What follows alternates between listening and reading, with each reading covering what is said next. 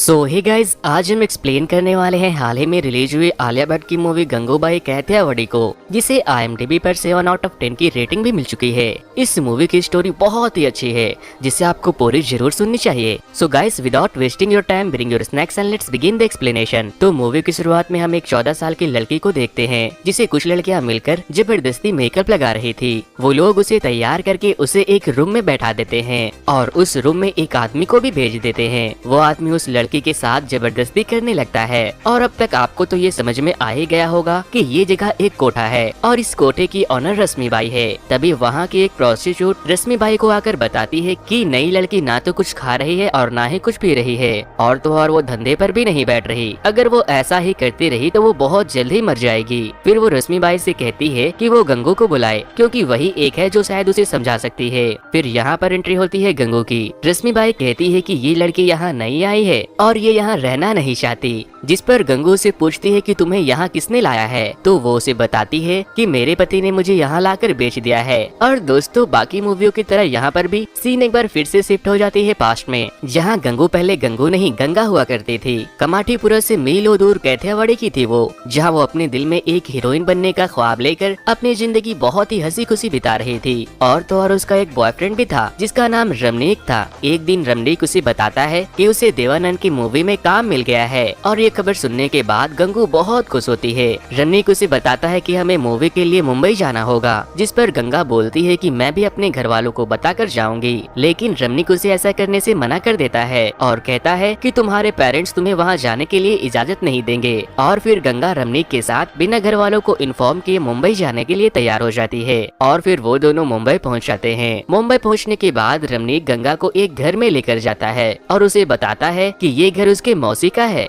मगर गंगा को वहाँ का माहौल थोड़ा अनकंफर्टेबल लग रहा था, इसीलिए वो रमनीक को वहाँ से चलने के लिए बोलती है। मगर रमनीक उसे वहीं बैठाकर खुद वहाँ से चला जाता है, जिसके बाद वो लोग गंगा को एक रूम में ले जाकर बंद कर देते हैं। वो बेचारी बहुत चीखती चिल्लाती है, मगर उसकी आवाज सुनने के बाद भी कोई उसकी मदद करने के लिए नहीं आता। गंगा वहाँ पर 3 दिनों तक कंटिन्यू कुछ भी खाती पीती नहीं है। और फिर इसके बाद वहाँ की ऑनर शीला मौसी आती है और उसके बाद वो उसे बताती है कि तुम्हारे बॉयफ्रेंड ने तुम्हें 1000 रुपए में बेच दिया है। और ये सुनने के बाद गंगा के पैरों के तले जमीन ही खिसक जाती है और वो पूरी तरह से टूटकर एक जिंदा लाश की तरह बन जाती है। अब गंगा के पास वहाँ धंधा करने के अलावा कोई दूसरा ऑप्शन भी नहीं था, क्योंकि एक बार कोठे में आने के बाद उसके ऊपर प्रोस्टिट्यूट का धब्बा लग गया था, जिस वजह से वो अपने घर जाकर अपने घर वालों को बदनाम नहीं करना चाहती थी। जिसके बाद वो धीरे धीरे करके उन लोगों के साथ रहने के साथ साथ उनके तौर तरीकों को भी सीख लेती है और लड़कों को रिझाने भी लगती है। जिसके बाद शीला मौसी गंगा को उसे उसकी कमाई देने आती है।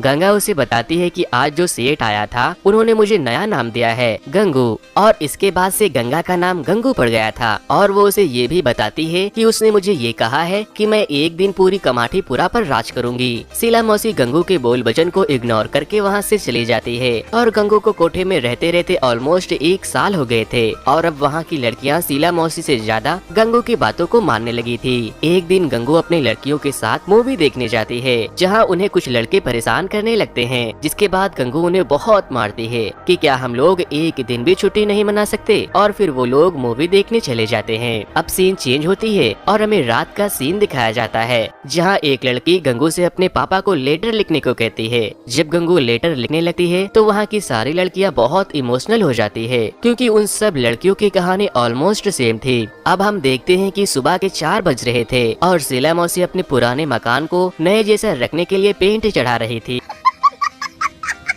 तभी वहाँ उसे उसका एक आदमी आकर बताता है कि एक आदमी आया है जिसका नाम शौकीन अब्बास है और वो सिर्फ गंगू के लिए आया है और वो उसके लिए 2 गुना पैसे देने को भी तैयार है। बट वो शीला मौसी को ये भी बताता है कि वो आदमी मुझे कुछ ठीक नहीं लगता। बट गंगू के पूरे कोठे में कंट्रोल होने की वजह से शीला मौसी उसके अकड़ को तोड़ने के लिए मान जाती है। जिसके बाद वो गंगू को उठाती है और उसे सारी बात बताती है कि कोई उसके लिए आया है और 2 गुना पैसे देने के लिए भी तैयार है। जिस पर गंगू भी मान जाती है। और जब गंगू उसके पास जाती है तो वो हैवान अपनी हवस मिटाने की बजाय उसे बहुत बेरहमी से मारने लगता है। वो बहुत चीखती चिल्लाती है और उसकी आवाज सुनकर सारी लड़कियां वहाँ आकर दरवाजे को खोलने की कोशिश करती है, बट वो दरवाजा नहीं खुलता। वो कमीना गंगू को इतने बुरी तरह से इंजर्ड कर देता है कि उसे हॉस्पिटल में एडमिट करवाना पड़ता है। गंगू के साथ काम करने वाली कुछ लड़कियां शीला मौसी को बोलती है कि उस हैवान को सजा जरूर मिलनी चाहिए, मगर शीला मौसी ड्रामा करने लगती है और कहती है कि मैं तुम लोगों को अपने बच्चे की तरह मानती हूँ, मैं नहीं चाहती कि तुम लोग किसी नई मुसीबत में पड़ जाओ। कमली जो कि गंगू के साथ ही काम करती थी, वो उसे बताती है कि शौकीन अब्बास करीम लाला के लिए काम करता है और वो करीम लाला कमाठीपुरा का माफिया है, जिससे पब्लिक के साथ साथ पुलिस वाले भी डरते हैं। कुछ दिनों के बाद जब गंगा रिकवर हो जाती है तो वो करीम लाला के पास हेल्प मांगने जाती है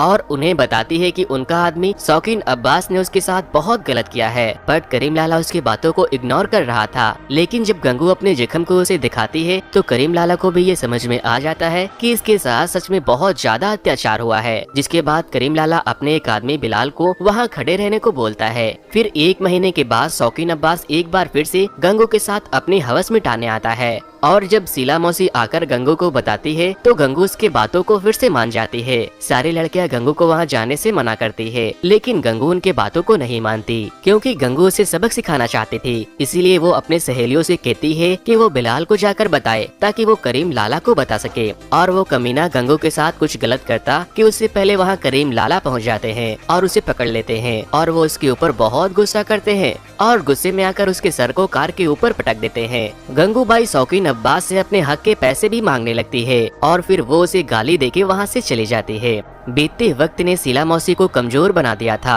वैसे तो वो अपने चेहरे पर पुताई कर लिया करती थी, बट अंदर ही अंदर वो कमजोर होने लगी थी और बीमार भी रहती थी और एक दिन उसकी डेथ हो जाती है। शीला मौसी के मौत के बाद गंगूबाई उसके आदमियों को वहाँ से जाने को बोलती है और कहती है कि अब से हम अपना ख्याल खुद रखेंगे। नेक्स्ट सीन में हम देखते हैं कि वहाँ की लड़कियाँ गंगू के लिए एक गिफ्ट लाती है जिसमें एक व्हाइट कलर की साड़ी थी। वो लोग गंगू को धंधे में जाने से मना करती है और अब वो लोग गंगू को अपना लीडर बनाना चाहते थे, बट गंगू मना कर देती है। लेकिन लड़कियों के बहुत ज्यादा फोर्स करने के बाद गंगू मान जाती है और अब वो गंगा से गंगू और गंगू से गंगूबाई बन चुकी थी। अब हमें वापस से प्रेजेंट का सीन दिखाया जाता है जहाँ गंगूबाई उस लड़की को 2 ऑप्शन देती है, पहला तो मर जाने का और दूसरा उन लोगों के साथ रहकर उनके जैसे बनने का, जिस पर वो लड़की मरने का फैसला करती है। और गंगूबाई उसके इस फैसले को सुनने के बाद बहुत इमोशनल हो जाती है और वो अपने आदमियों से कहकर उसे उसके घर भिजवा देती है। अब हम नेक्स्ट सीन में एक टेलर चचा को देखते हैं जो कि गंगूबाई के ब्लाउज का नाप लेने आया था और वो अपने साथ कुछ साड़ियाँ भी लेके आते हैं और उनके साथ एक लड़का भी था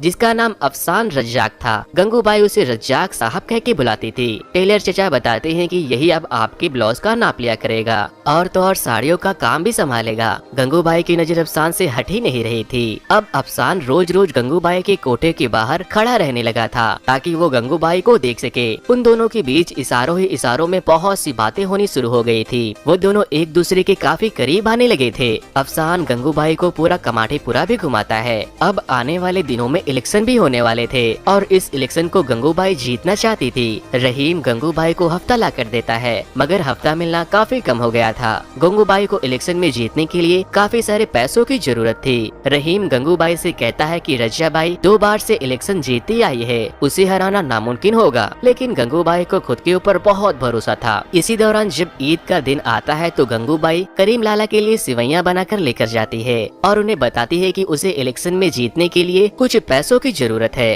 करीम लाला उससे पूछता है कि तुम्हें कितने पैसों की जरूरत है। गंगूबाई उसे बताती है कि आप बस मुझे अपने शराब के झंडे को संभालने दे दीजिए। करीम लाला पहले तो मना कर देता है, बट बाद में वो मान जाता है क्योंकि गंगूबाई वहाँ के औरतों के लिए कुछ अच्छा करना चाहती थी और करीम लाला अपनी खुशी से ईदी के तौर पर उसे एक कार भी गिफ्ट करता है। अब हम देखते हैं कि अफसान गंगूबाई का ब्लाउज देने आता है। जिस वक्त गंगूबाई नहा रही थी, अफसान गंगूबाई को नहाते हुए देख लेता है और कहता है कि आप बहुत खूबसूरत हो। गंगूबाई अफसान से कहती है कि मैंने पहला ऐसा मर्द देखा है जो मेरे सामने बैठा है और अफसान अपनी दिल की बात गंगूबाई से कह देता है कि मैं आपसे बहुत प्यार करता हूँ। जिसके बाद गंगूबाई बोलती है कि मैं भी तुमसे प्यार करती हूँ और फिर वो दोनों एक दूसरे को गले लगाते हैं। गंगूबाई अपनी कार लेके अफसान के पास पहुँचती है और उसे अपने साथ घुमाने के लिए लेकर जाती है। वो दोनों कार के अंदर ही रोमांस करने लगते हैं और रात हो जाती है। रात में एक आदमी गंगूबाई के पास आता है और उससे कहता है कि तुम्हें रजिया बाई ने बुलाया है, जिस पर गंगूबाई उससे कहती है कि मेरे पास टाइम नहीं है। रजिया के लोग गंगूबाई की बेइज्जती करते हैं और उसका मजाक उड़ाने लगते हैं, जिसके बाद गंगूबाई उन्हें मारकर वहाँ से भगा देती है।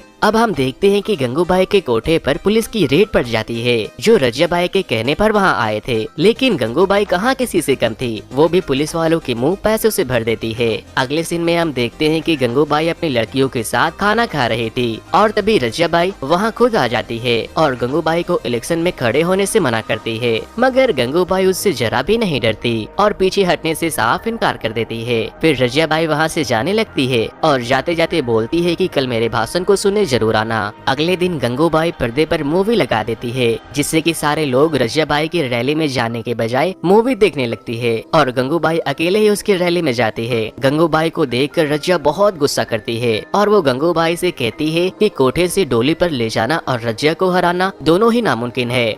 नेक्स्ट सीन में जब गंगूबाई छत पर से कपड़े उतार रही थी तो उसे कुसुम के घर में एक पिंजरे में एक लड़की दिखाई देती है। वो कुसुम के पास जाती है तो उसे पता लगता है कि वो उसकी बेटी रोशनी है, जिसे कुसुम इन सब कामों से दूर रखना चाहती थी। कुसुम कहती है कि ये अब बड़ी हो गई है, मगर इससे शादी कौन करेगा। तभी गंगूबाई के पास एक आइडिया आता है। वो रोशनी के रिश्ते के लिए अफसान रज्जाक के घर जाती है, मगर अफसान इस रिश्ते से मना कर देता है। वैसे तो गंगूबाई भी अफसान से प्यार करती थी, मगर वो अफसान की शादी रोशनी से करवाना चाहती थी, क्योंकि वो खुद को अफसान के लायक नहीं समझती थी। और गंगूबाई का मानना था कि अगर अफसान और रोशनी की शादी हो गई तो लोग वोट गंगूबाई को ही देंगे, क्योंकि कमाटीपुरा में आज तक किसी की शादी नहीं हुई थी। फिर अफसान गंगूबाई से पूछती है कि क्या ये तुम्हारा लास्ट डिसीजन है, जिस पर गंगूबाई कहती है कि हाँ, जिसके बाद अफसान और रोशनी की शादी हो जाती है। गंगूबाई अफसान से प्यार तो बहुत करती थी, लेकिन इलेक्शन में जीतने के लिए वो अपने प्यार की कुर्बानी दे देती है। कुछ दिनों के बाद जब इलेक्शन का रिजल्ट आता है तो कमली आकर गंगूबाई को बताती है कि तुम अब पूरे कमाटीपुरा की प्रेसिडेंट बन चुकी हो।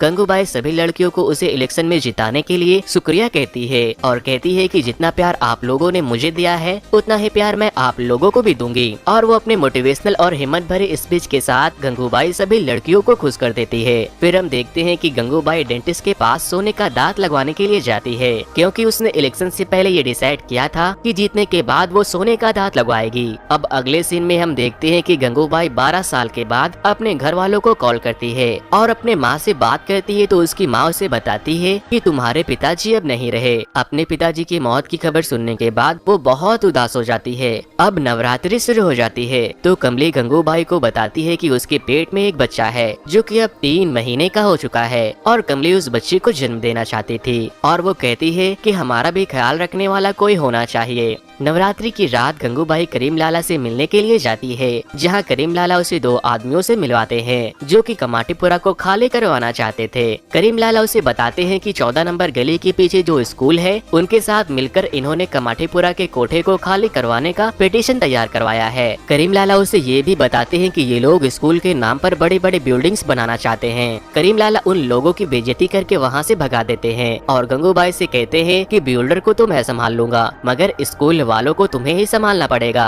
क्योंकि वो लोग तुम्हारे ऊपर केस भी फाइल कर सकते हैं। गंगूबाई कहती है कि मुझे इन सब चक्करों में नहीं पड़ना, मगर करीम लाला उसे समझाते हैं कि तुम्हें अपने डर को दूर करना होगा और कमाटीपुरा के औरतों के सर से छत छीनने से बचाना होगा। थोड़ा समय बीतने के बाद कमाटीपुरा के लोग प्रोटेस्ट करना शुरू कर देते हैं और गंगूबाई मुर्दाबाद वैश्यावृत्ति बंद करो के नारे लगाने लगते हैं, क्योंकि वो लोग किसी भी हाल में कमाटीपुरा को खाली करवाना चाहते थे।